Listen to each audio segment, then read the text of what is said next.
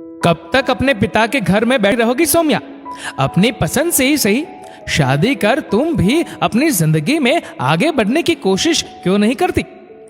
आज सौम्या से मिलने आई उसकी बचपन की सहेली और अब 2 प्यारे प्यारे बच्चों की मां बन चुकी राधिका ने बातों ही बातों में सौम्या को सलाह दे दी, लेकिन सौम्या ने उसे टालना चाहा। मेरी छोड़, तू सुना जीजाजी कैसे है? सौम्या बोली। वो ठीक है, राधिका मुस्कुराई। और बता, घर में सब कैसे है? तेरी सास पहले की तरह ही बात बात पर तुझे ताने देती है या अब उनके व्यवहार में कुछ सुधार हुआ है? सौम्या ने राधिका की खींचाई की, लेकिन राधिका मुस्कुराई। वह सब तो पुरानी बातें हैं सौम्या। अब मेरे सास ससुर का व्यवहार मेरे प्रति बिल्कुल बदल चुका है। मेरे पति के साथ साथ अब ससुराल के सभी लोग मुझे बहुत प्यार करते हैं। और पता है, इन बच्चों के बिना तो इनके दादा दादी का मन ही नहीं लगता। ये तो तुमने बहुत अच्छी बात बताई राधिका।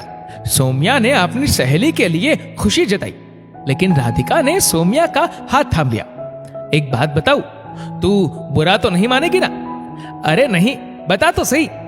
सौम्या की निगाहें राधिका के चेहरे पर टिक गई। इस बार जब मैं अपने ससुराल से मायके आ रही थी, तभी एक स्टेशन पर तुम्हारे तलाकशुदा पति राजीव से मेरी भेंट हो गई थी।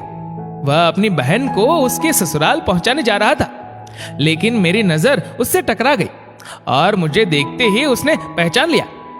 सौम्या के चेहरे के भाव बता रहे थे कि उसे अपनी सहेली के मुंह से अपने तलाकशुदा पति के विषय में बात करने में तनिक भी दिलचस्पी नहीं थी। फिर भी सहेली का मान रखते हुए उसने पूछ लिया, क्या कह रहा था वह? तुम्हारे बारे में पूछ रहा था कि तुमने शादी की या नहीं।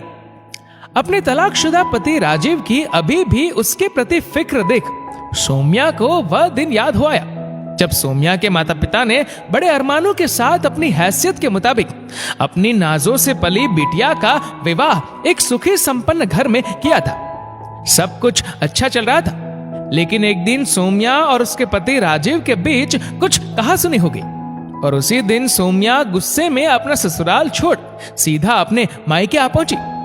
उसका पति कहासुनी होने के बावजूद उसे लेने आया, लेकिन तब कुछ झूठे रिश्तेदारों और मायके वालों की बातों में आकर सौम्या ने राजीव के साथ जाने से इनकार कर दिया था। इतना ही नहीं, उल्टा सौम्या ने राजीव को धोखे से दहेज के केस में भी फंसा दिया था।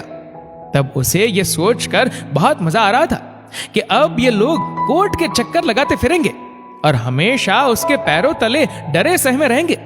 लेकिन केस झूठा था, तो गवाहों और सबूतों के अभाव में उसका पति राजीव बरी हो गया और सौम्या से तलाक लेने के बाद राजीव ने उससे कभी कोई संपर्क नहीं किया। इन सारी बातों को पूरे 6 साल बीत चुके थे और सौम्या आज भी अपने पिता के घर पर बैठी थी।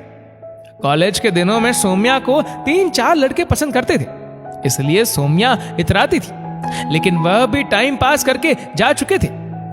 आज अपनी सहेली राधिका की बात सुनकर सौम्या अचानक सोचने लगी कि जब मेरे पति राजीव मुझे लेने आए थे तभी उनके साथ चली गई होती तो आज हमारे 1-2 बच्चे होते और अपनी सहेलियों की तरह मैं भी खुश होती अपने पति के संग। सौम्या के चेहरे पर अचानक छाई उदासी देख राधिका ने उसे तसल्ली देना जरूरी समझा।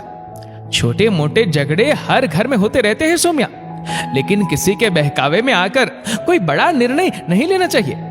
और जो आज भी तुम्हारी फिक्र करता है वह आज भी तुमसे प्यार जरूर करता होगा।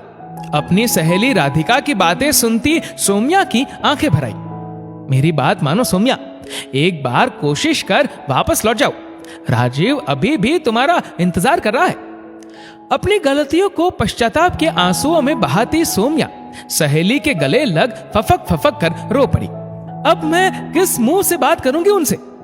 बस इस उम्मीद में बात कर लेना कि वह भी आज तक तुम्हारी उम्मीद लगाए बैठा है। शायद उस दिन इसी उम्मीद में उसने मुझे अपना मोबाइल नंबर दिया था। एक बार बात कर लो सौम्या। राधिका ने अपने मोबाइल में मौजूद उसके तलाकशुदा पति राजीव के मोबाइल नंबर पर कॉल डायल कर सौम्या के हाथ में थमा दिया। दूसरी तरफ फोन रिसीव कर चुका राजीव मानो इसी फोन कॉल के इंतजार में बैठा था। वर्षों के गिले शिकवे मिटाने में व्यस्त पति पत्नी के मनोभाव को बखूबी समझती जंजीर की टूटी कड़ियों को जोड़ने का भरसक प्रयास करती।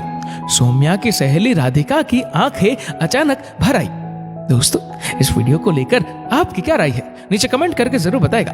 और अगर आपको वीडियो अच्छा लगा हो तो इस वीडियो को लाइक करेगा, शेयर करेगा ज्यादा से ज्यादा लोगों तक। और ऐसे ही और भी इंस्पिरेशनल वीडियोस के लिए सब्सक्राइब करें हमारे यूट्यूब चैनल को और फेसबुक पर फॉलो करें हमारे पेज को। धन्यवाद।